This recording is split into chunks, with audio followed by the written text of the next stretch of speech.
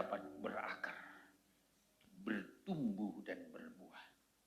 Sehingga ketika kami berakar, bertumbuh dan berbuah, kami akan lihat kasih Tuhan yang luar biasa, yang tidak pernah meninggalkan kami, yang tidak pernah mengecewakan kami. Oleh sebab itu Bapa, biarlah Engkau saja yang patut dipuja, disembah. Berilah kami firman-Mu, urapilah kami semua, urapi hamba-Mu secara khusus untuk menjadi saluran berkat, urapi dan pakai. Dan kalau ada kuasa-kuasa yang lain yang bukan bersumber dari Tuhan, kami tolak, patahkan dalam nama Yesus. Kami hancurkan semua pekerjaan setan dan tipu siasatnya. Sekali lagi Tuhan, kami patut mengucap syukur di dalam nama Tuhan Yesus Kristus. Haleluya. Bersama kita katakan amin. Silakan duduk Bapak Ibu saudara-saudaraku yang kekasih. Saya mengucapkan selamat hari Minggu. Salam sejahtera buat kita sekalian ya. Shalom.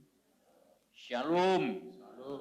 Oleh berkat kemurahan Tuhan dan pembelaan Tuhan, saya dan saudara masih diberikan kesempatan untuk beribadah, memuji, menyembah Tuhan sampai pada sore hari ini.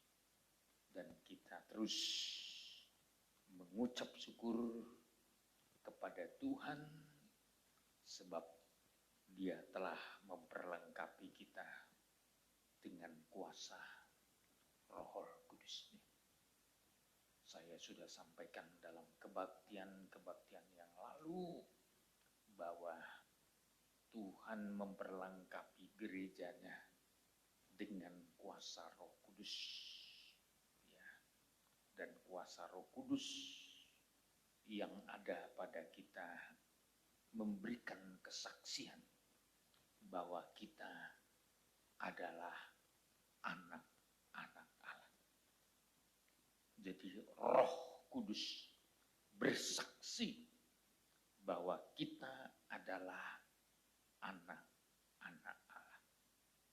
Dan sebagai bentuk kesaksian bahwa Roh Kudus ada di dalam kita, ada 9 poin buah Roh Kudus yang menyaksikan bahwa kita adalah anak-anak Tuhan. Yang pertama, poin yang pertama, buah Roh Kudus yang pertama, kasih yang sejati. Ya. Buah Roh Kudus yang kedua, sukacita yang sejati. Dan kita sudah masuk kepada buah Roh Kudus yang ketiga, yaitu damai sejahtera yang sejati. Ya. Kenapa kita perlu diberi Tuhan damai sejahtera? Tentu ada tujuannya. Filipi pasal 4 ayat yang ke-7, tujuan Tuhan memberi kita damai sejahtera yang sejati supaya hati dan pikiran kita dipelihara. Coba dibacakan ayat yang ke-7. Ayat yang ke-7. Damai sejahtera Allah yang melampaui segala akal akan memelihara hati dan pikiranmu dalam Kristus Yesus. Ya. Jadi tujuan Tuhan memberikan damai sejahtera untuk memelihara hati dan pikiran. Ya. Hati dan pikiran. Ya. Saya selalu mengatakan, ya, hati dan pikiran penentu dalam hidup kita. Ya. Bahkan menurut Amsal pasal 4, saudaraku, hati itulah tempatnya kehidupan kita. Ya. Cermin kehidupan kita. Ya. Jadi kenapa hati sangat perlu dipelihara? Karena di situ terpancar kehidupan kita. Coba ya, Amsal 4 ayat 23. Ayat 23. Iya. Jagalah hatimu dengan segala kewaspadaan. Jagalah hatimu dengan segala Kewaspadaan. Jadi jaga hati itu nggak boleh main-main loh. Menjaga hati itu harus serius. Anda gagal menjaga hatimu, Anda akan gagal dalam kehidupan. Orang yang gagal menjaga hatinya, dia akan gagal dalam kehidupan. Terus Pak. Karena dari situlah terpancar kehidupan. Dari hati terpancar kehidupan. Maka hati ini perlu dipelihara. Dijaga.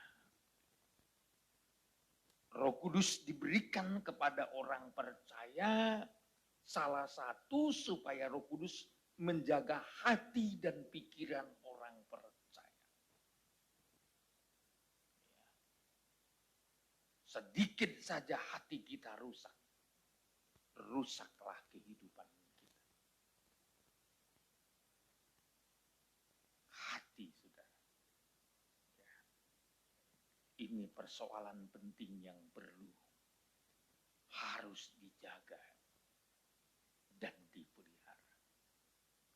Contoh aja, kalau hati seseorang rusak misalkan karena kebencian, karena kepahitan, ya, tidak mudah untuk memulihkannya. Ya. Baik dalam nikah kita maupun dalam perjalanan hidup kita. Kalau hati rusak, saudara, ya, mulut juga pasti ikut rusak. Ya, misalkan kalau kita kepahitan kepada orang, padahal topik yang kita bicarakan bukan orang itu, tapi nanti entah kenapa muncul saja orang itu di dalam perkataan kita. Itu hanya karena persoalan hati. Dan ketika hati kita udah rusak, kita tidak akan pernah memandang orang lain itu positif. Selalu negatif. Makanya di ayat 24. Ayat 24. Ayat 24. Buanglah mulut serong daripadamu. Ya, terus. Dan jauhkanlah bibir yang dolak-dalik daripadamu. Karena apa? Kalau hati tidak dijaga dengan kewaspadaan, maka tidak heran mulut juga bisa menjadi salah. Jadi serong, dolak-dalik, gosip. Sebenarnya persoalan gosip itu persoalan hati. Kalau hati tidak dijaga dengan segala kewaspadaan, mulut pun, lidah pun ikut terkontaminasi.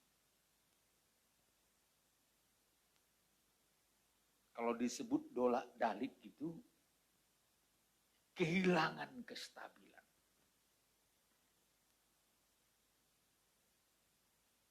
Sejajar dengan mencemooh. Sejajar dengan gosip. Oleh sebab itu damai sejahtera berfungsi untuk menjaga hati dan pikiran. Saya mengatakan damai sejahtera berfungsi untuk menjaga hati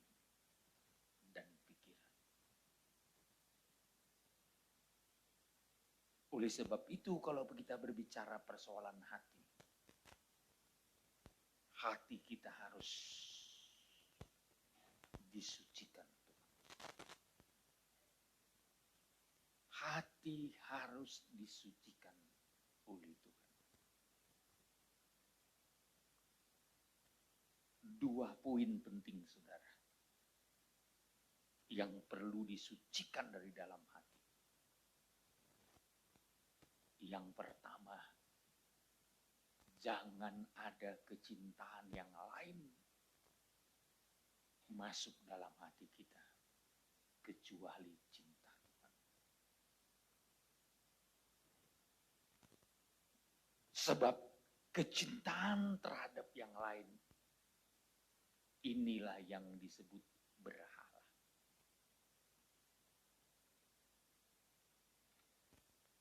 Oleh sebab itu hati yang terikat kepada berhala harus disucikan.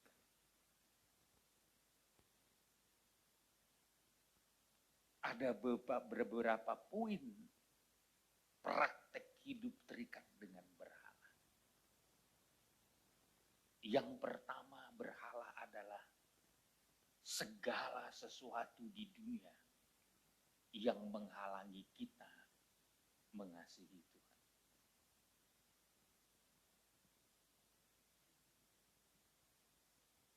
Keterikatan kita kepada sesuatu ini membuat kita kehilangan cinta akan Tuhan.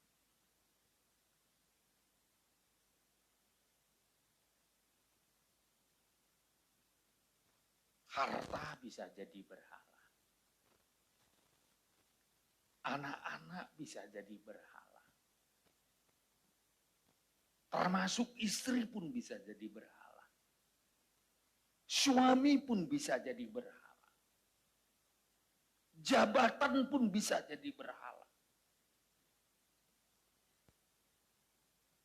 Kalau anak kita, istri kita, harta kita, jabatan kita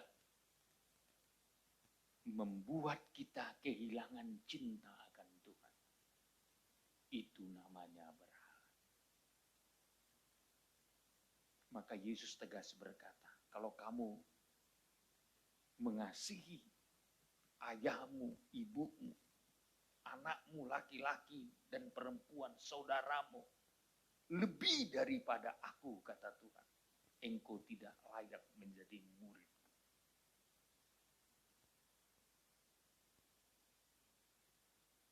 Firman Tuhan tegas mengingatkan kita.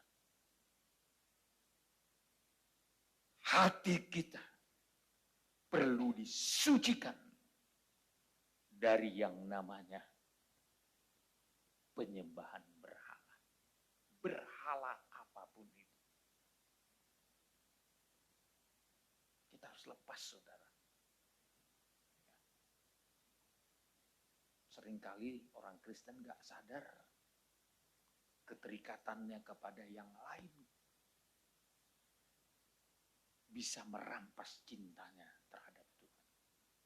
Misalkan orang yang terikat kerja ya. Dia berani meninggalkan ibadahnya demi kerjanya.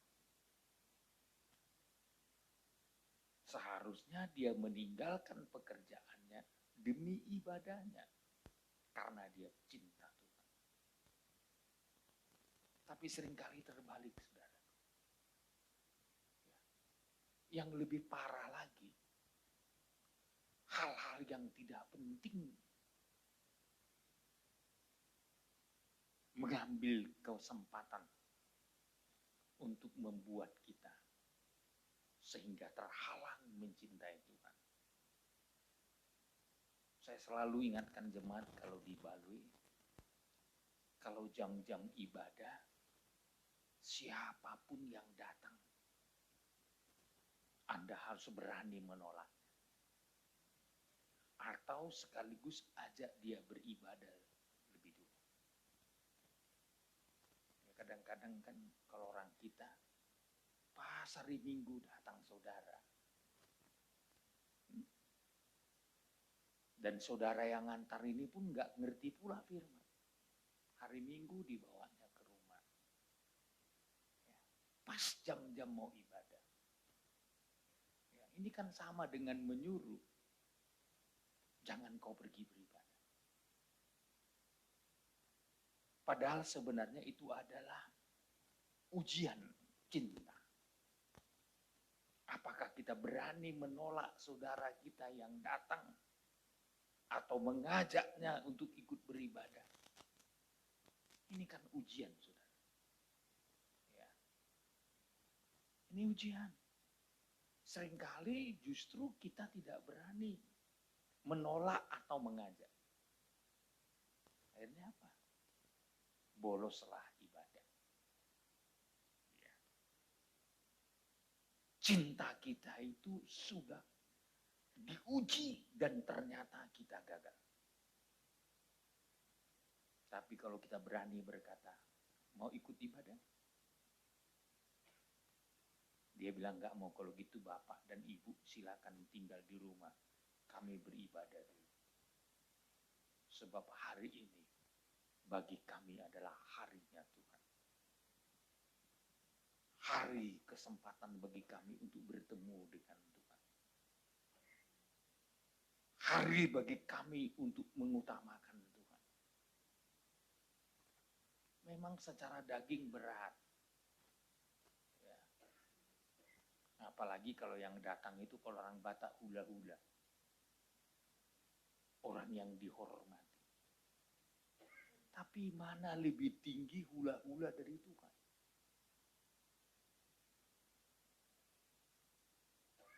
Mana lebih kuat cintanya manusia dibanding cintanya Tuhan?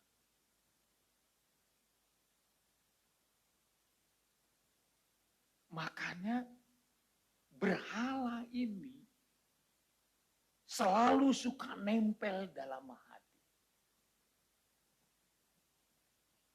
Maka saya katakan seringkali keruntuhan umat Tuhan pertama karena berhala.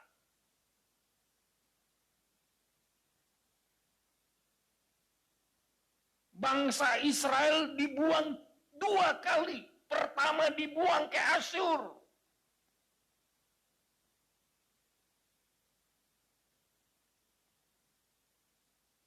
Gak kapok, saudara.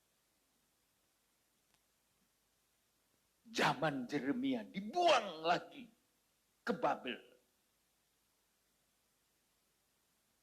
Tapi saya lihat sumbernya. Kenapa sampai Tuhan tega membuang umatnya?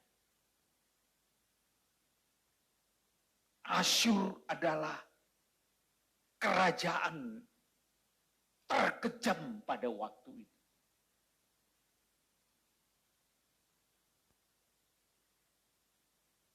Makanya ibu kotanya Asyur itulah Niniwe. Yunus nggak mau pergi ke sana memberitakan Injil. Karena jiwanya Yunus, jiwa nasionalisnya kuat. Dia beranggapan kok bangsa yang menyiksa bangsanya Tuhan, umat Tuhan, kok mau dilepaskan? Dalam tanggapan Yunus, biar aja binasa, biar aja kapok karena mereka kejam.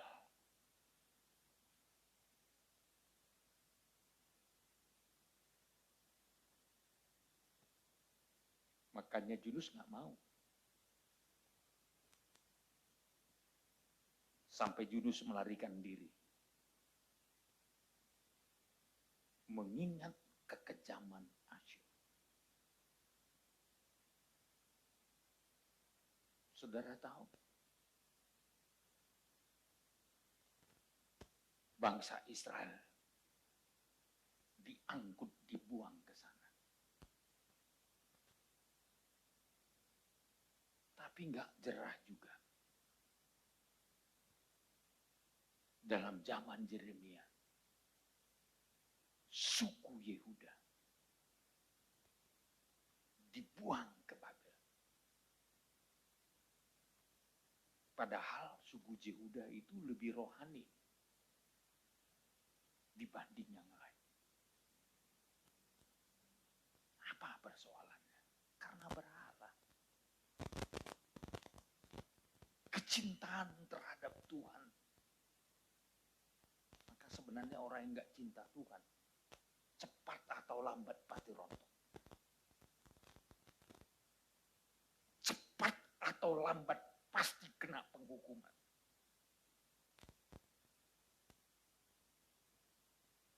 Kecintaan kita kepada Tuhan menentukan nasib kita. Menentukan berkat kita.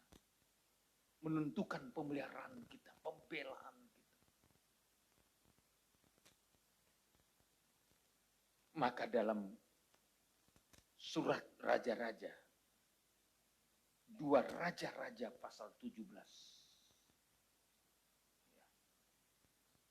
Kalau saudara lihat perikopnya ayat yang ke-7. 2 Raja-Raja 17 ayat yang ke-7. Dengan perikop keruntuhan kerajaan Israel. Keruntuhan kerajaan Israel. Ya, terus Pak. Hal itu terjadi terus karena orang Israel telah berdosa kepada Tuhan Allah mereka. Iya. Kenapa mengalami keruntuhan? Karena berdosa.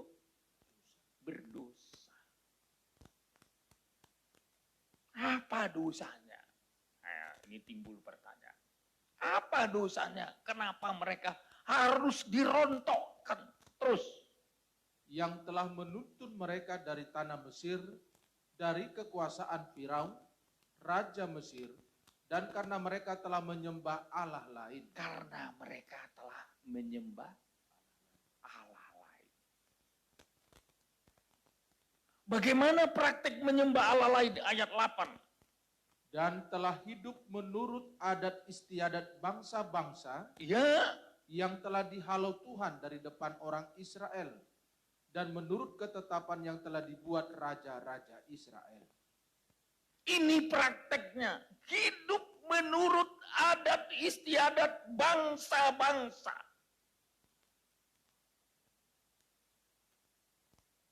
Jadi adat istiadat bangsa-bangsa lain, adat istiadat di luar Tuhan, itulah yang disebut penyembahan berhala.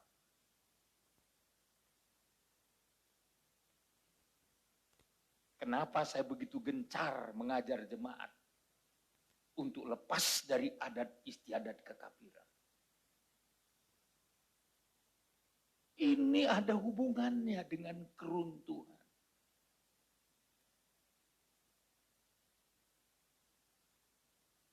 Ini ada hubungannya dengan berkat.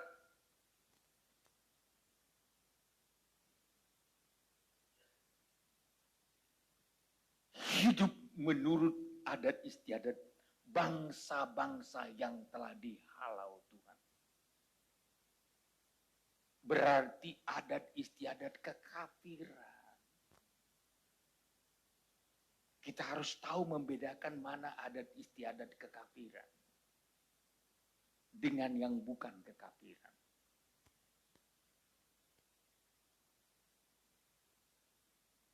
Ibadah semacam ini pun menjadi tradisi loh. Menjadi kebiasaan. Tapi bukan kekafiran. Kita di sini memuji, menyembah Tuhan.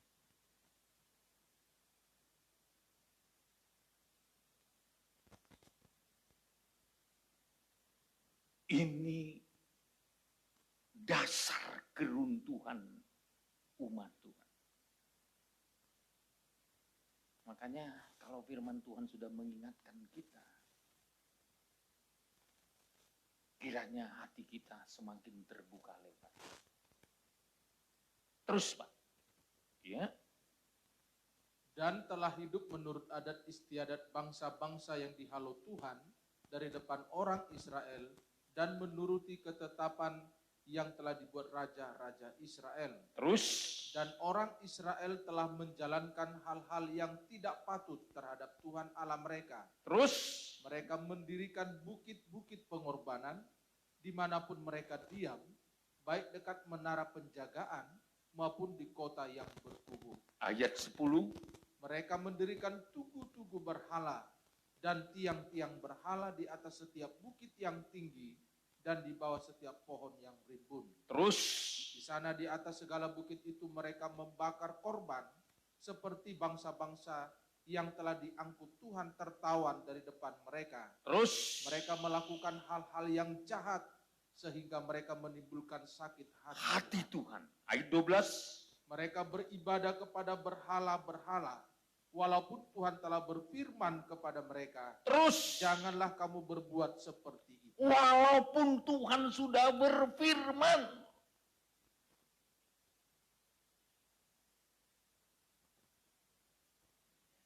Kalau Tuhan sudah berfirman, tapi diabaikan oleh bangsa Israel, diabaikan oleh umat Tuhan, ini celaka. Kecuali belum pernah kita dengar firman, kecuali belum kita pernah dengar pengajaran.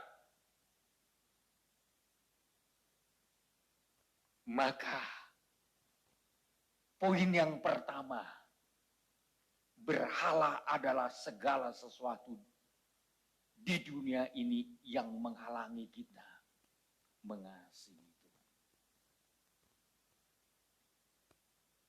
Yang kedua, berhala adalah kekerasan hati.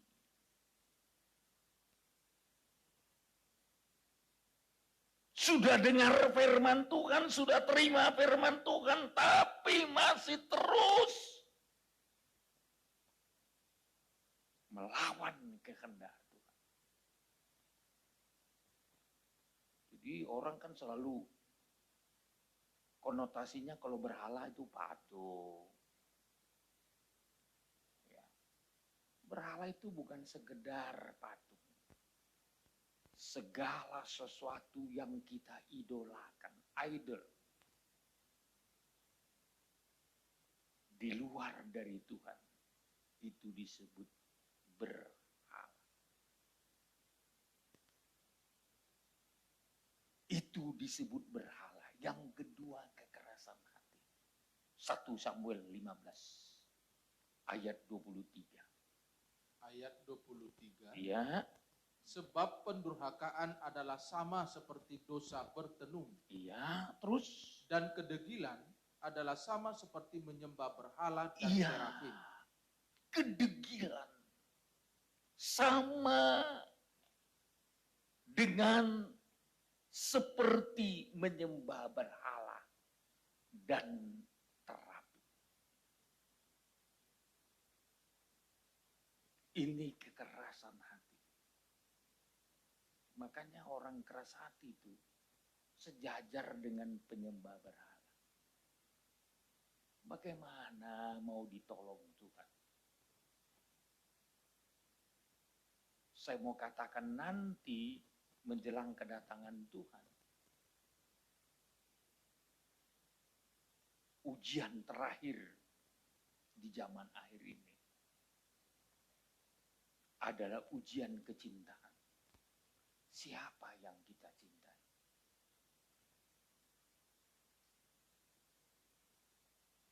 Kepada siapa kita menaruh harap kasih cinta kita?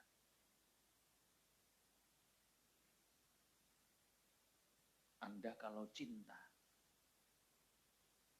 terhadap sesuatu, takkan bisa digantikan oleh apapun. Nggak bisa. Makanya kitab Kidung Agung berkata, air yang banyak tidak bisa memadamkan cinta. Kalaupun ada orang yang mau membelinya dengan harta benda, mau beli cinta nggak bisa. Makanya saya kalau lihat muda-mudi kalau udah jatuh cinta,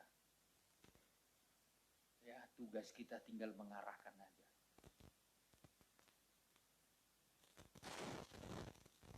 supaya mantap. Kalau mau melarang, jangan setelah cinta dia, sebelum jatuh cinta dia. Masih main mata dari jauh, jangan sama dia ya. Kalau udah sempat cinta-cintahan, udah kapok saudara. Mau saudara bikin pun di pintu rumah saudara gambar tengkorak, awas anjing gila, terobosnya itu saudara. Ya. Itu cinta. Sampai ditulis dalam Alkitab. Maka sebelum jatuh cinta, perlu mata rohani yang terbuka. Ya, supaya jangan sembarangan jatuh cinta. Makanya kalau mau jatuh cinta, jangan matanya tertutup, harus terbuka. Kalau Anda jatuh cinta sama yang gak bertobat, rugi sendiri saudara. Yang gak cinta ibadah, rugi sendiri.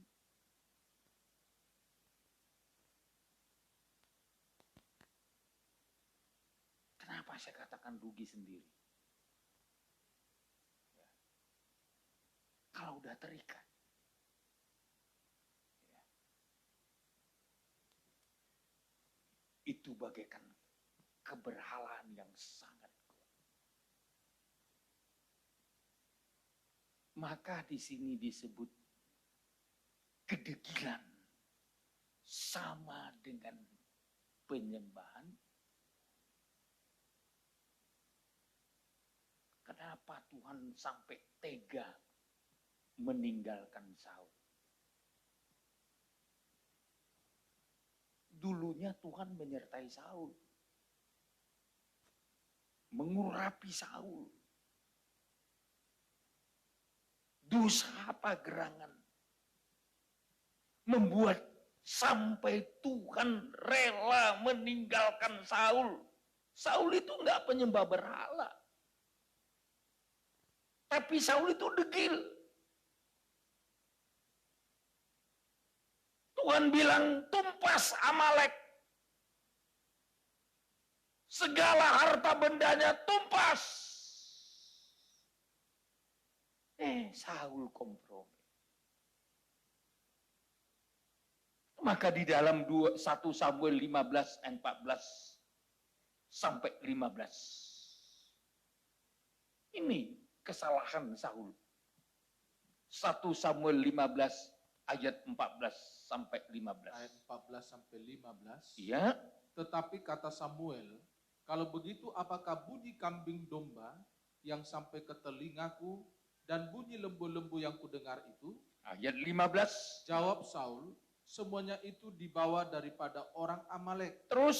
Sebab rakyat menyelamatkan kambing domba dan lembu-lembu yang terbaik dengan maksud untuk mempersembahkan korban kepada Tuhan Allahmu. Tetapi selebihnya telah kami tumpas.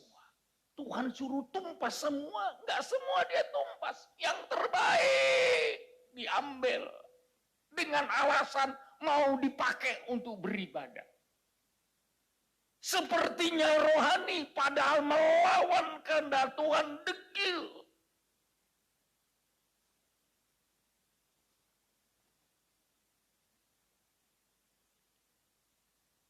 Saudara, poin yang kedua, berhala itu sejajar dengan kedegilan hati.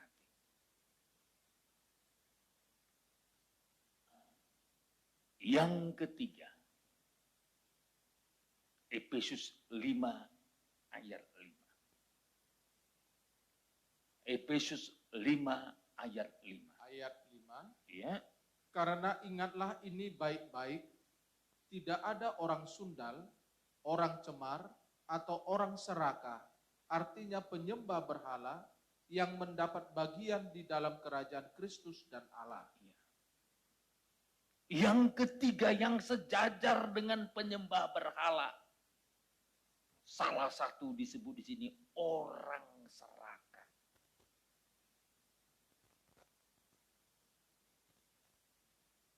Jadi keserakahan itu penyembahan berhala. Mungkin dia tidak pergi menyembah ke bukit-bukit, ke patung-patung. Tapi hatinya menyimpan keserakahan. Yang disebut serakah adalah mengambil sesuatu di luar batas. Yang bukan haknya dia ambil.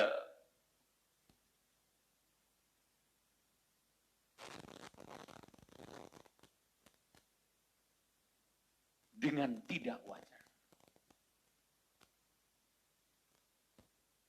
Saudara, bukan tidak boleh pedagang dapat untung, boleh. Tapi pedagang pun diminta Tuhan jangan serakah. Ambillah untung yang sepantasnya. Biar engkau diberkati Tuhan berlimpah-limpah. Amin. Bukan nggak boleh ya, jangan salah ya. Silakan jadi pedagang. Dulu zaman saya jadi penginjil di pulau-pulau ini, ada namanya pekerjaan itu eksplorasi minyak ya, Bordeaux. Jadi saya menginjil ke sana, saudara. Selat Panjang, ya, itu sekitar tahun 86, saudara. Jadi di dalam itu kadang ada sampai 5.000, 10.000 orang masyarakat yang kerja. Dan biasanya inang-inang dari Dumai, inang-inang dari Sungai Pakning suka jualan ke sana. Tapi jualannya 5 tok. 5 tok ini artinya 5 kali harga toko.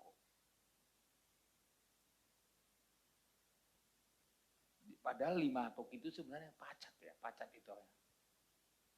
Apa namanya kalau satu lagi itu bahasa Indonesia? Lintah. Jadi kan saya nggak tahu, saudara. Kami dibiayai oleh perusahaan bagian eksplorasi, ya. Jadi dengan alasan kami kan menginjil. Tapi ibu-ibu ini ikut semua. Saya pikir mau menginjil semua. Di kapal latihan kur. Saya nggak tahu di tas mereka ini segala macam makanan. Nggak tahu saya waktu itu ya, kita masih polos-polos saja jadi hamba Tuhan. Saya pikir wah bagus sekali nih ibu-ibu ini. Nanti pas ibadah kurlah mereka, saya pikirkan. Karena hampir 50 orang. Udah latihan kur ini di kapal, saudaraku. Ya. Untuk lagu Natal, saudaraku. Tapi sampai di tempat tujuan, itu kami naik jalan hutan tuh pakai bridging, saudara ya. Pakai kayu gitu. Ya, itu taruh nyawa kita. Jadi ibu-ibu ini semua bawa keberatan semua. Saya pun udah heran. Kok tas kok beratnya begitu? Ternyata di dalamnya daging RW, daging saksang, semua lengkap untuk dijual dengan harga 5 kali harga toko. Ya. Saya bilang setelah saya tahu ini serakah. Pantas mereka rajin. Siap latihan kur. Tapi yang ada di otaknya, bagaimana jualan ini. Makanya saya tidak pernah mengizinkan di gereja kita cari dana lewat jual-jualan. Kecuali saudara jualan untuk kebutuhanmu, gak apa-apa. Tapi kalau untuk gereja, sorry ya. Ada yang bilang sama Pak Pendeta, biar bisa kita bangun gereja, kita bikin adalah jualan. Jual apa? Jual RW di depan. Nanti 1 bungkus sekian. Saya bilang enggak boleh. Ya. Kalau gereja yang jualan enggak boleh. Kalau kecuali jemaat memang jualannya jual kue, jual pakaian, silakan kalau jemaat mau beli. Ya. Tapi kalau mau gereja untuk dapat dana. Apa enggak malu kita sama Tuhan di sorga? Harus jual RW dulu kita. Biar bikin kegiatan, ibadah, ini dan itu. Ya. Saya baru-baru ini kan khotbah di Jakarta, saudaraku. Berhubung karena kita mission trip, kita bikinlah dana, sumber dananya adalah tari-tarian. Dibikinlah tortor Batak. Kadoang, kadoang, kadoang, kadoang. Biar ada orang nyumbang. Sengaja saya pelototin, saudaraku. Nggak ada orang nyumbang. Dibikin lagi tari nias. Wow, enggak, bagaimana? Juga nggak ada yang nyumbang. Ya. Segala macam tarian dibikin. Saya bilang memang kalau untuk Tuhan nggak perlu pakai model begitu. Kalau untuk Tuhan, kalau orang tergerak, dorongan cinta akan Tuhan, dorongan kasih akan Tuhan, dia akan beri. Sakeus bertobat, berani memberikan separuh dari hartanya. Setelah dia kembalikan hasil yang dia ambil di luar haknya,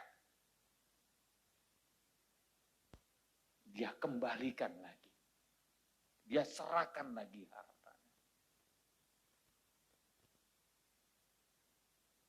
Oleh sebab itu poin yang ketiga, serakah itu sejajar dengan penyembahan berhala. Kita perlu disucikan dari penyembahan berhala. Supaya kehidupan kita berkenan di hadapan Tuhan. Hati kita terpelihara. Lebih bagus kita kerja, kata Paulus. Kisah Rasul pasal 20 ayat 35. Paulus memberi contoh kerja. Maka selalu saya katakan, ya, jemaat Tuhan harus kerja. Pelayan-pelayan Tuhan pun harus punya sikap mau kerja. Jangan mentang-mentang jadi pendeta, nggak mau kerja. Dan juga jangan kita bilang, kalau aku kerja nanti terhalang beribadah. Enggak, kita bisa atur. Terhalang melayani. Kalau pekerjaanmu sudah jadi berhala, memang menghalangi engkau. Tapi kalau pekerjaanmu tidak jadi berhala, itu justru baik. Paulus katakan demikian. Ya. Coba Kisah Rasul pasal 20 ayat 15. Ya. Ayat 35. Ya. Dalam segala sesuatu telah kuberikan contoh kepadamu. Contoh kepadamu terus. Bahwa dengan bekerja, demikian kita harus membantu orang-orang yang lemah. Lemah. Dengan bekerja, kita membantu orang-orang yang lemah. Lemah terus. Dan harus mengingat perkataan Tuhan Yesus. Sebab ia sendiri telah mengatakan, adalah lebih berbahagia memberi daripada menerima. Iya, kerja. Jadi Paulus bikin contoh. Dia kerja. Dia kerja sebenarnya bukan nggak dapat makan. Dia kerja untuk menolong. Paling tidak dia bisa berbagi hasil dari pekerjaan itu. Dibawa masuk ke dalam pelayanan. Nah, ini tujuan utama. Kalau konsepnya seperti ini, kita lepas dari penyembahan berhala. Jadi hati harus disucikan dari penyembahan berhala. Yang kedua, hati juga harus disucikan dari kekhawatiran. Mungkin saudara bilang begini, kalau khawatir Pak Pendeta bisa masuk surga? Enggak bisa. Karena orang khawatir itu sejajar dengan penyembah berhala.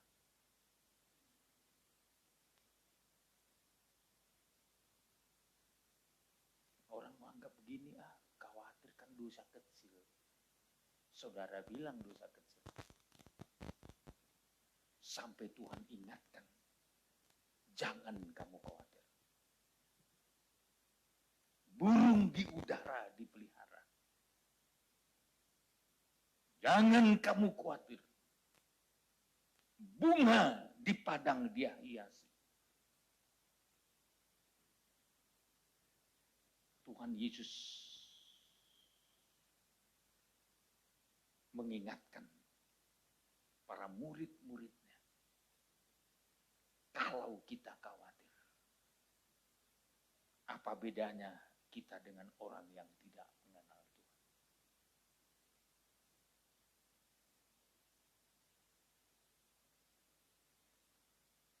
Khawatir juga ada dalam hati. Sikit-sikit khawatir. Kalau kita khawatir, kita tidak akan pernah jadi mempelai Tuhan. Catat. Karena Amsal berkata, Amsal pasal 12 ayat 25 berkata. Ayat 25. Iya. Kekhawatiran dalam hati membungkukkan orang. Iya, bungku itu cacat atau enggak? Mempelai Tuhan itu enggak boleh yang cacat. Harus sempurna. Kekhawatiran dalam hati membungkukkan orang.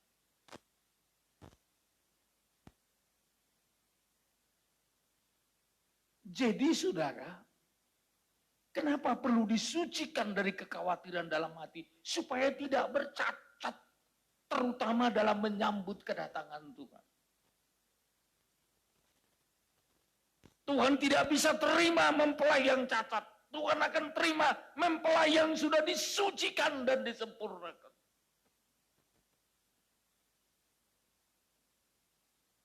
Khawatir ini banyak loh. Saya seringkali mengatakan masih kerja, masih sehat. Khawatirnya setengah mati. Masih punya uang tabungan.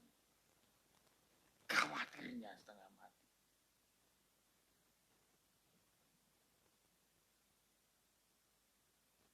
Bahkan khawatir cepat mati. Tapi sini enggak ada.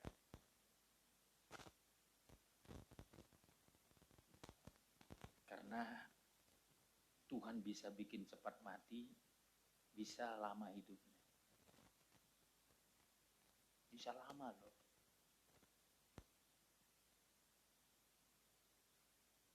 Tapi kalau mau panjang umur, lama matinya, ada rahasianya.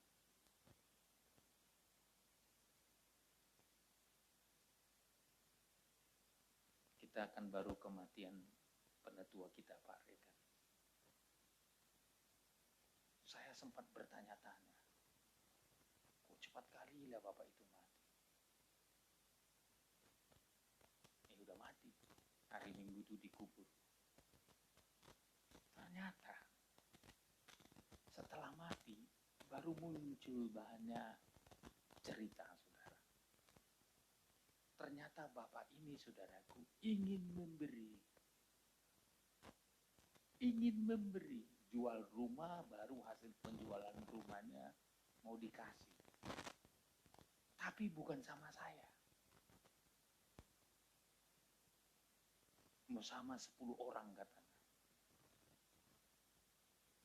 10 orang. Gak tahu saya, entah masuk Pak Ucape, gak tahu.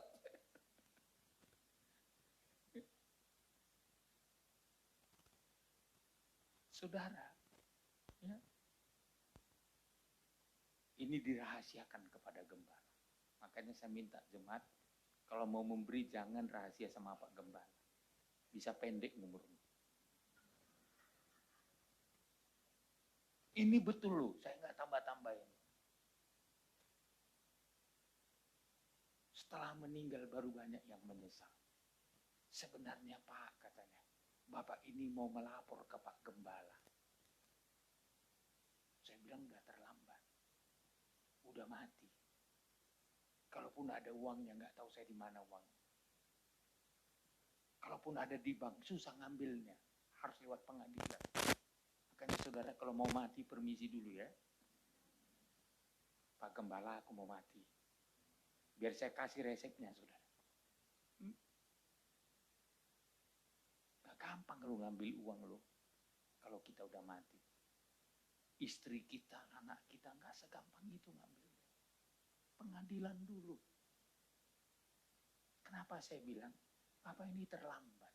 Ingin memberi tapi terlambat.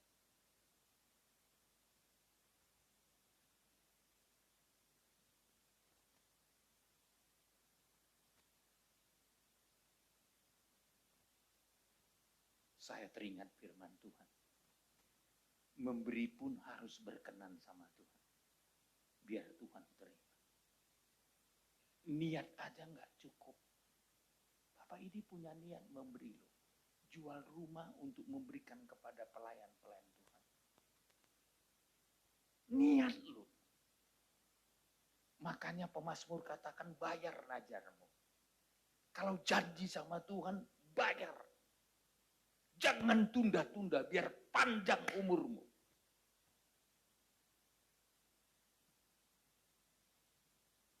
Biar kau lihat tangan Tuhan memberkati.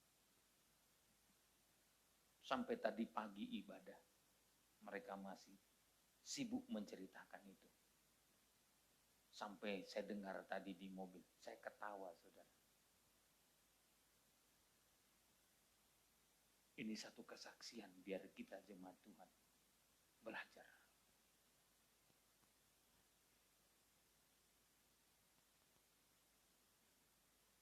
Hindari kekhawatiran. Amin.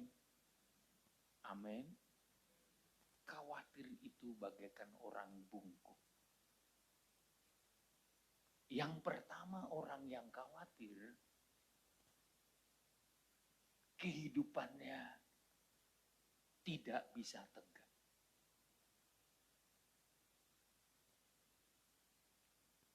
Bungkuk kan nggak bisa tegak loh, nggak bisa lihat perkara di atas, ke bawah. Jadi orang yang bungkuk ini juga yang paling dekat yang bisa dia lihat perutnya.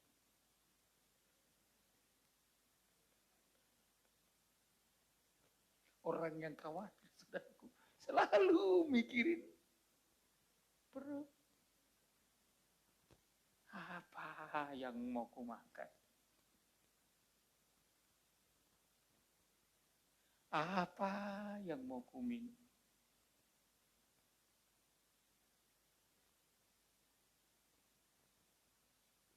Baru orang yang bungkuk selalu melihat ke bawah, bumi.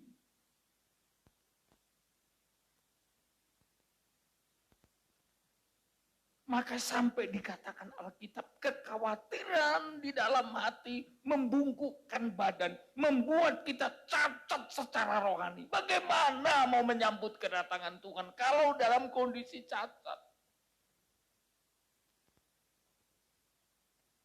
Bagaimana kita mau menyambut kedatangan Tuhan?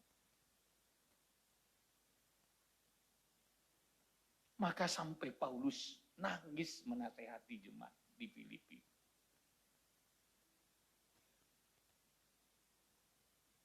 Karena orang khawatir itu selalu memikirkan apa yang menjadi kebutuhan perutnya. Filipi pasal 3 ayat 18 sampai 19. Ayat 18 sampai 19. Ya. Karena seperti yang telah kerap kali kukatakan kepadamu, Terus dan yang kunyatakan pula sekarang sambil menangis, banyak orang yang hidup sebagai seteru salib Kristus. Seteru, lawan dia disalib Kristus. Kenapa saudara? Ayat 19. Kesudahan mereka ialah kebinasaan. Binasa terus. Tuhan mereka ialah perut mereka. Iya. Kenapa? Karena yang dia lihat setiap hari perut, perut, perut.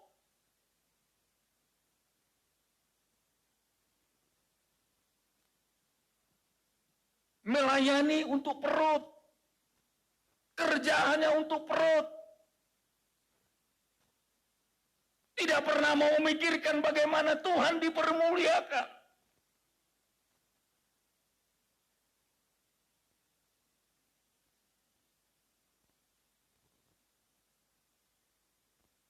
Ini setru salib, saudara. Terus, Pak. Kemuliaan mereka ialah aib mereka. Terus. Pikiran mereka semata-mata tertuju kepada perkara duniawi. Selalu kepada perkara dunia. Makanya, saudara, kekhawatiran dalam hati ini harus disucikan.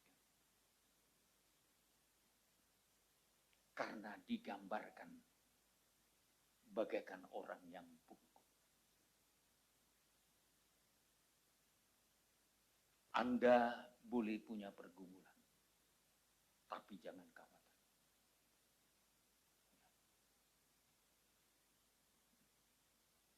Anda boleh punya banyak persoalan hidup. Tapi saya mau katakan, jangan kamu khawatir. Haleluya.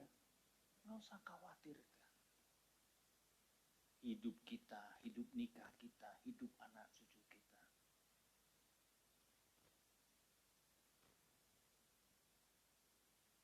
Kalau kita tabur yang baik, mereka akan menuai yang baik. Saudara yang menabur anak-anak cucumu yang akan menuai. Ibadah saudara yang setia sepanjang umur hidup saudara. Hasil ibadah itu siapa yang menuai? Anak cucumu. Anda setia melayani Tuhan, siapa yang menuai? Anak cucumu. Keluargamu.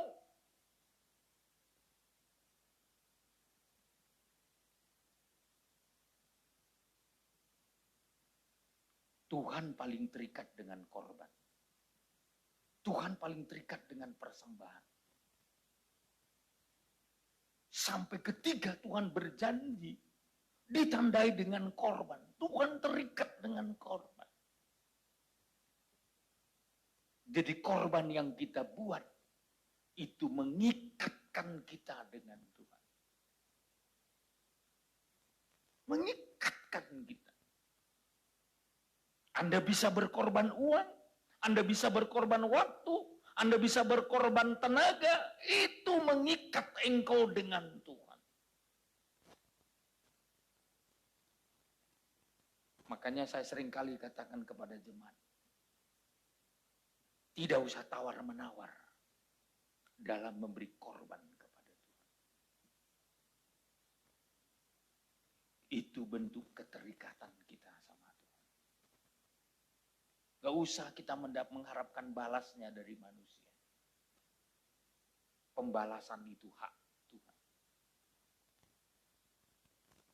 Tuhan bertanggung jawab membalaskan semua yang bisa kita perbuat kepada Tuhan. Ini.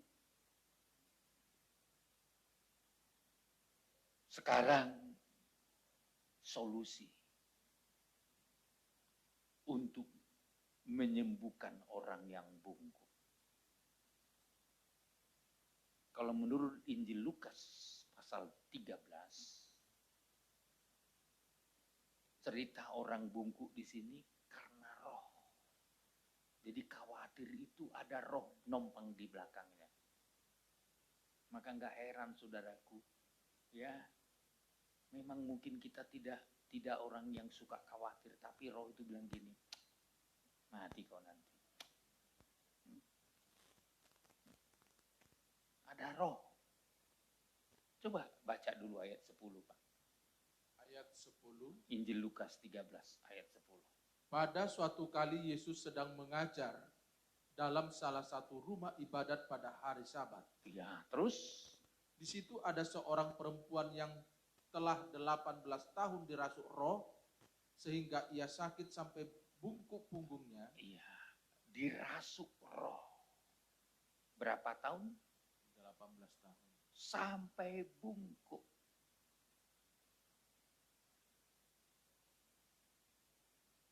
Jadi roh khawatir ini bahaya loh. Bisa mengikat orang sampai 18 tahun. Padahal orang ini masuk kepada rumah ibadah. Maka saya tidak heran. Orang yang beribadah pun bisa khawatir. Udah berapa tahun saudara beribadah? Masih khawatir? Ada roh yang mengendalikan kenapa kita khawatir. Seharusnya kan di rumah Tuhan kan kita udah merdeka. Udah bebas. 18 tahun ini angka antikris. 6. Berapa jumlahnya?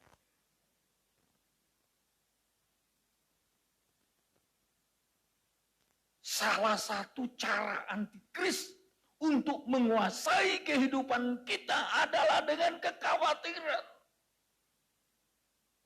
Kenapa nanti orang rela memberikan dirinya dicap 666? Karena khawatir. Karena menganggap nggak bisa menjual dan membeli. Coba dia percaya bahwa dia akan terangkat. Waktu sangkakala Allah berbunyi.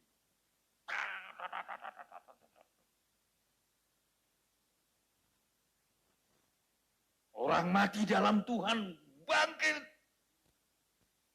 Orang hidup di dalam Tuhan yang sudah siap sedia akan diubah dalam sekejap mata, tidak akan kena antikris.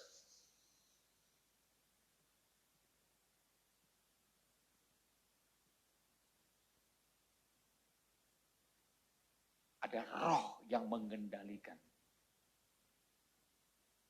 sampai 18 tahun. Bungkuk terus. Selalu melihat ke bawah. Selalu melihat perkara perut. Maka saudara, saya selalu mengatakan jadi hamba Tuhan, jadi jemaat Tuhan. Harus belajar, jangan khawatir. Kalau nggak ada uang, beli beras puasa. Sembah Tuhan. Oh Tuhan.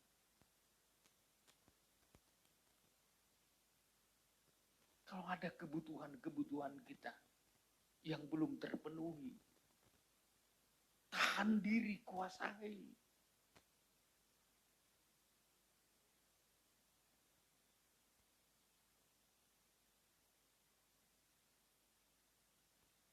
Saya melihat rata-rata hamba Tuhan. Prosesnya itu salah satu. Seringkali berkekurangan soal makan dan minum. Bukan kayak sekarang pendeta zaman akhir. Udah enak pendeta zaman akhir, ada gajinya. Kan gereja-gereja tertentu kan orang mau melayani karena ada gajinya. Tapi saya sampai hari ini gak punya gaji. Sampai hari ini. Kalau dikasih orang, puji Tuhan, gak dikasih pun. Makanya kalau jemaat gak ngasih perpuluhanmu, persoalan bukan sama saya, persoalan di kantor. Apa yang mau dibagi sama pendeta-pendeta? Saya selalu tanya kadang-kadang ke bendahara kita, berapa persembahan bulan ini Bu? Cukup nggak untuk dibagi? Nggak ada Pak. Ya. Kadang-kadang di balik layar saya menangis sama Tuhan. Tuhan, apa yang mau bisa kuberi untuk hamba-hambamu ini? Mereka full time.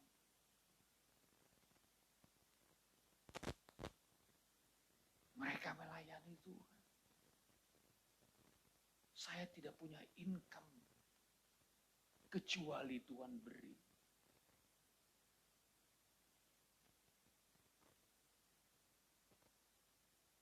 Makanya kadang-kadang sedih hati saya kalau ada jemaat berkata, oh jangan kasih. Pak pendeta kita itu kan udah kaya. Udah kaya itu. Padahal Alkitab berkata jangan memberangus mulut lembu yang sedang bekerja mengirit. Kami perlu makan, saudara. Kami perlu minum.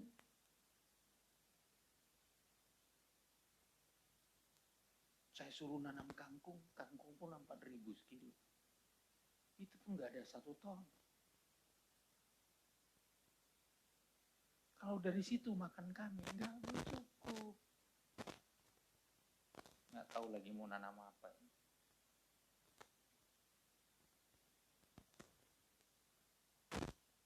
Maka kalau di Balui saya katakan, baik di Batu Haji, setegas saya sampaikan firman.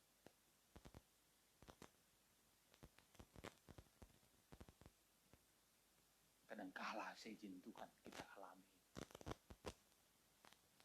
Supaya kita menyerah sama Tuhan. Tuhan tolonglah kami. Maka selalu saya bilang sama pengerja, jangan aku aja yang nangis, kalian nangis sama Tuhan. Jangan lihat saya, masih banyak uang Bapak itu. Kan nggak mungkin saya buka dompet saya sama saudara. Ini ya, tinggal cepet lagi ya. Sama si Willy aja nggak mau saya buka. Ini ya. Nggak tahu saya berapa beras kita di Tanjung Uban 1 bulan. Tapi yang saya dengar laporan dari kantor, beras pun nggak ada lagi Pak. Waduh. Ampunilah kami semua. Ini ibu-ibu, bapak-bapak yang biasa beli beras, kasih beras. Bukan untuk saya. Saya makan lebih sedikit dari semua. Segini aku makan. Tapi kalau saudara memberi untuk Tuhan, saudara memberi untuk hamba-hamba Tuhan, saudara juga berhak diberkati. Amin. Amin. Ini namanya kerjasama. Ya. Kerjasama. Ya. Yang kurang mendapat sokongan dari yang lebih. Agar nama Tuhan dimuliakan, ditinggikan. Tapi dari pihak kita semua, termasuk saya, jangan khawatir. Haleluya. Jangan khawatir. Ya. Maka kalau ada roh kekhawatiran, itu digambarkan bagaikan orang yang bungkuk 18 tahun. Karena ada roh yang mengendalikan. Orang khawatir itu karena ada roh. Itu bukan karakter, roh. Maka saudara kalau roh itu, usir roh itu. Mulai bisik-bisik dia bikin saudara khawatir. Dalam nih, roh khawatir, keluar kau. Ibu-ibu masa tinggal mungkin sedikit lagi berasnya. Ya, mulai khawatir suami nggak kerja, gimana ini. Langsung tengking, roh khawatir, keluar engkau. Beras pasti datang dengan caranya Tuhan. Enggak, amin saudara.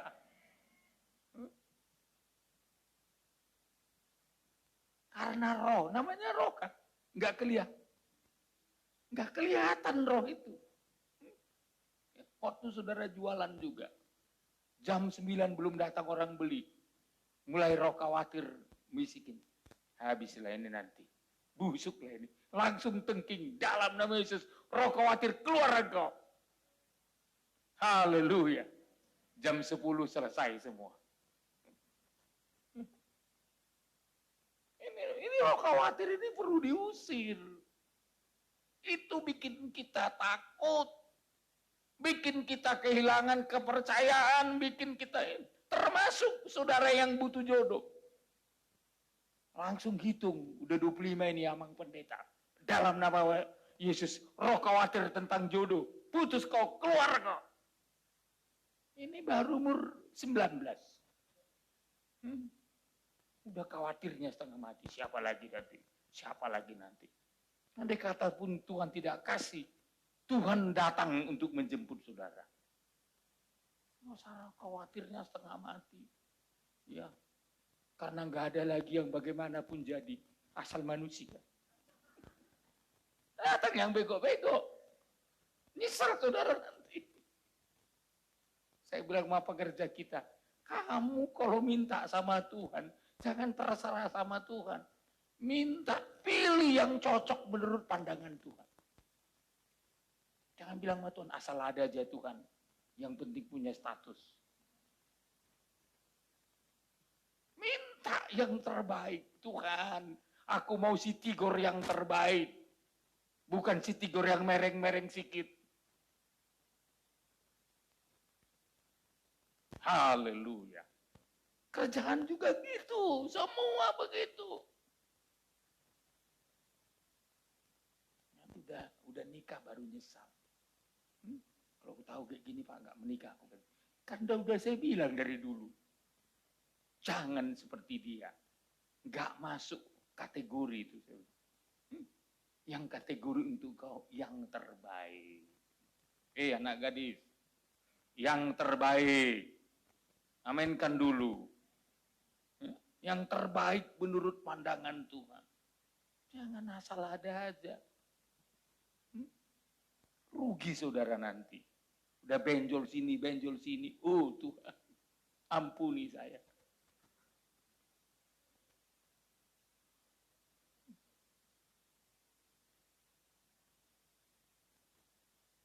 Jadi cara menyembuhkan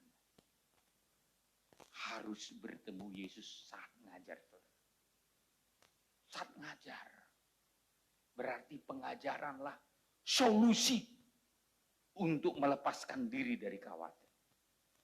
Amin. Coba ayat 10 sekali lagi Pak. Ayat 10. Pada suatu kali Yesus sedang mengajar. Mengajar terus. Dalam salah satu rumah ibadat pada hari Sabat. Iya. Solusi untuk orang bungkuk, solusi untuk orang khawatir adalah datang kepada Tuhan saat Yesus menampilkan pengajaran. Maka saya berani berkata, kalau saudara betul-betul terima pengajaran, hidup dalam pengajaran, menang dari kekhawatiran. Nggak takut kita antikris. Nggak takut kita masa sukar. Nggak takut kita semua bencana yang akan terjadi. Sebab mempelai Tuhan siap untuk terangkat. Haleluya. Haleluya. Dan ketika Tuhan melihat orang yang bungkuk ini ayat 12. Ayat 12. Ketika Yesus melihat perempuan itu, Ia memanggil dia dan berkata kepadanya, "Hai ibu, penyakitmu telah sembuh." Oh, jadi pengajaran itu bisa menjamin kesembuhan. Firman Tuhan. Asal kita terbuka hati untuk kepada kebenaran firman Tuhan. Bisa menjamin kesembuhan. Penyakitmu bukan akan sembuh di sini. Telah sembuh. Makanya kalau kita datang kepada firman dalam pengajaran, kita mau tergembala, kita mau dengar suara Tuhan, Tuhan berikan jaminan penyakit kita sembuh. Kekhawatiran kita disembuhkan. Diusir oleh Tuhan. Kemenangan ada bersama dengan Kristus. Haleluya. Jadi 2 poin yang sangat penting disucikan dari dalam hati kita. Berhala, kecintaan terhadap yang lain. Yang kedua, kekhawatiran. Kalau ini sudah keluar dari kehidupan kita, maka kita akan menjadi pemenang. Haleluya. Tuhan jaga kehidupan kita. Tuhan pelihara kita sampai Dia datang kembali. Kita tutup Alkitab kita sampai di sini. Kita bersyukur sama Tuhan. Tuhan itu baik. Tuhan itu peduli akan kita semua. Tuhan itu sangat-sangat rindu memberkati saya dan saudara.